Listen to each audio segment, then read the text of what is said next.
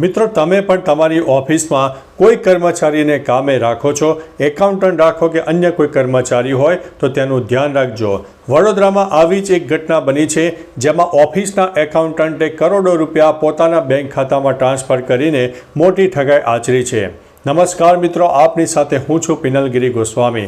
સમાચારો વિસ્તારથી જાણીએ તો વડોદરાના ઓપી રોડ પરની ખાનગી ઓફિસમાં એકાઉન્ટન્ટની કામગીરી કરતા કર્મચારી અને તેના સાગરીતે ઓનલાઈન વ્યવહારો કરીને 2.25 કરોડ રૂપિયાની ઉચાપત કરવાના બનાવમાં પોલીસે મુખ્ય સૂત્રધાર એકાઉન્ટન્ટને ઝડપી પાડ્યો છે.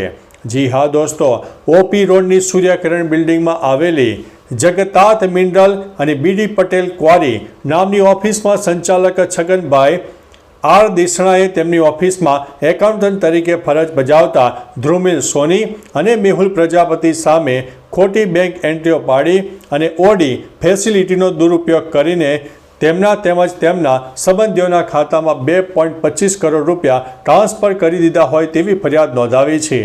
જે ફરિયાદ બાબતે અકોટા પોલીસે બંસલ મોલ નજીક ઉભેલા ધ્રુમિલ કલ્પેશકુમાર સોની, જેમનું રહેઠાણ છે રાજધાની સોસાયટી, હરણી વારસિયા રિંગ રોડ, ને ઝડપી પાડ્યા છે અને અંતે કાયદેસરની કાર્યવાહી હાથ ધરવામાં આવી છે. એટલે મિત્રો, તમારા પણ કર્મચારીઓ પર થોડી બાજ નજર રાખજો.